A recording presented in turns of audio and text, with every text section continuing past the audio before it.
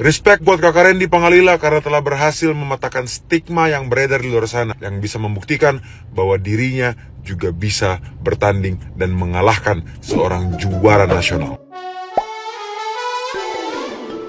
Hola netizen yang tercinta, kekalahan KKJ dari Randy Pangalila dalam pertandingan tinju mengejutkan banyak pihak. Dalam wawancaranya setelah pertandingan, KKJ mengungkapkan alasan dibalik kekalahannya yang tidak terduga. KKJ menegaskan bahwa kekalahannya bukan karena kurang strategi atau persiapan. Keinginan besar untuk menang membuat KKJ terlalu terburu-buru dan agresif. Hal ini dimanfaatkan oleh Randy Pangalila yang lebih tenang dan sabar dalam melancarkan serangan. KKJ juga mengakui keunggulan fisik Randy Pangalila. Meski demikian, KKJ tetap merasa pertandingan berjalan adil dan tidak ada kecurangan dari pihak lawan. Meskipun kalah, KKJ tidak merasa kecewa atau menyesal. KKJ bahkan sempat menjatuhkan Randy Pangalila 3 kali, namun hanya 2 yang dihitung oleh wasit. KKJ berharap kekalahannya bisa menjadi pelajaran berharga bagi dirinya dan atlet tinju lainnya. Ia juga berharap olahraga tinju semakin berkembang di Indonesia.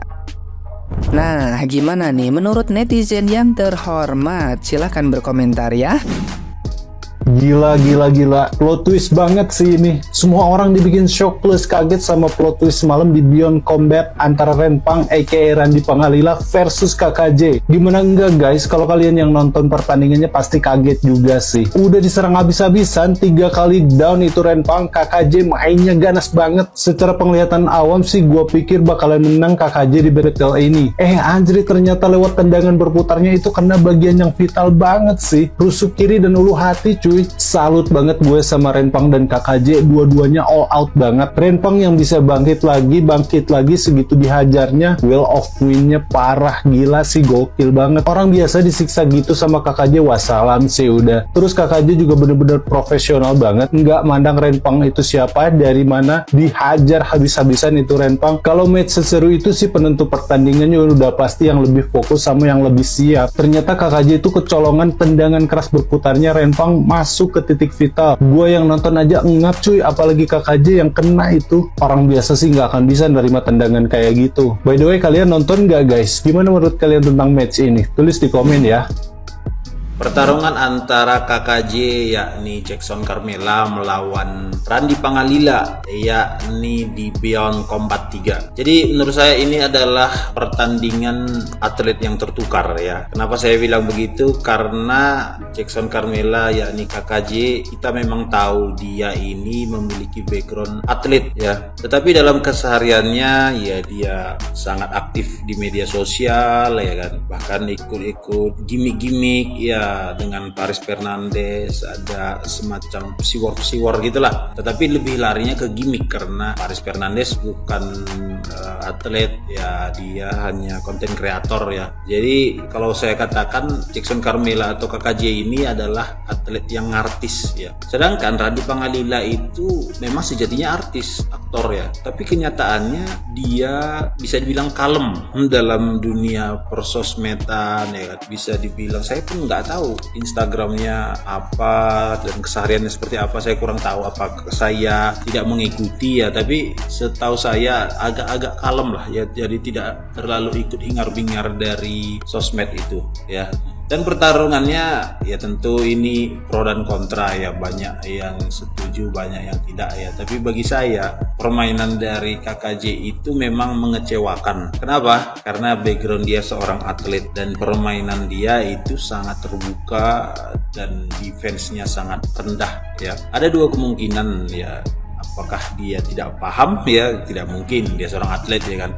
Yang kemungkinan kedua, dia itu meremehkan seorang Randy Pangalila ya, sehingga dia dari awal ronde langsung menyerang dengan buas ya, dengan sangar ya kan. Tapi memang dari segi pertahanan banyak sekali terbuka ya, sehingga sebuah tendangan kecil itu membuat dia terkapar ya kan. Jadi apakah KKJ ini salah perhitungan menghadapi Randy Pangalila, saya nggak tahu ya. Kemungkinan sih iya ya. Jadi kita mungkin meremehkan Randy Pangalila ini kan mukanya ya muka-muka baik ya, tapi ya dia kan seorang yang hobi dan sangat menekuni bidang martial art itu ya. Jadi sebenarnya saya rasa seru ya, tapi sebagai atlet ini cukup memukul atau mencoreng muka dari KKJ karena dia atlet ya kan? Dan kekalahannya cukup memalukan ya.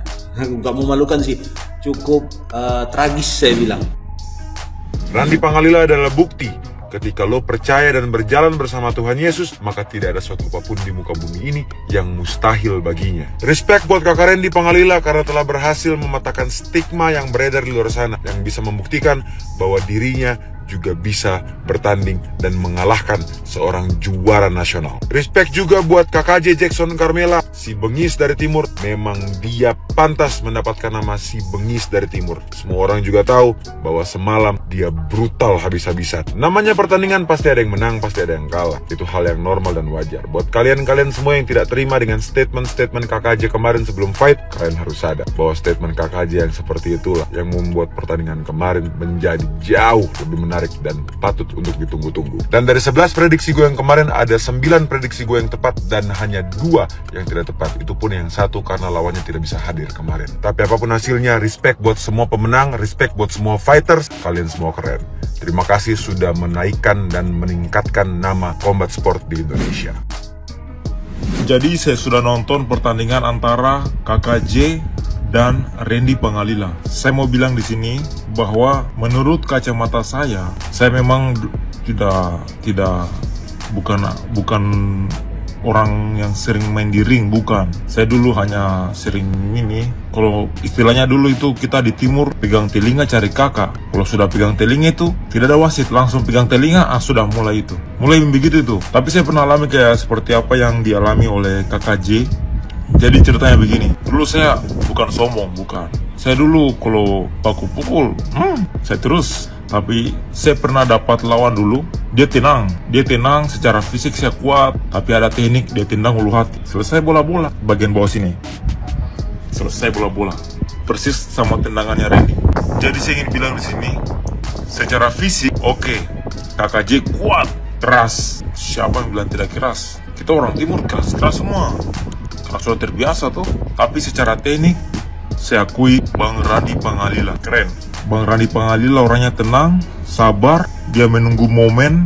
Bahkan dia berapa kali jatuh. Fisiknya juga, cara bertahannya juga bagus. Ketika dia mendapat momen, cukup tendangan, strike. Aduh, KKJ langsung. Tapi tenang KKJ, saya yakin kalau ronde kedua nanti, bukan ronde kedua, maksudnya pertandingan, kalau mau ulang lagi pertandingan ini, KKJ tinggal lebih matangkan lagi strategi, sabar. Kalau secara fisik, kekuatan, power ada sama KKJ, saya yakin ada. Tapi secara teknik, kesabaran, dia melihat momen, saya kayaknya lebih ke Randy. Saya akui Randy begitu. Bukan saya tidak mengakui bahwa teknik dari KKJ juga tidak, tapi maksudku dalam pertandingan kemarin itu mungkin kayaknya saya ke Randy dulu. Selamat buat Randy dan buat KKJ, ulang lagi. Saya yakin kalau ulang lagi kau menang. Kalau menurut kalian bagaimana? Kira-kira kalau diulang pertandingannya, kalian ambil KKJ atau Randy? Kalau saya KKJ, betulan. KKJ pukulannya keras. Tapi saya tidak tahu kalau kalian bagaimana penilaian. Tinggalkan di kolom komentar. Oke, mari kita berdiskusi.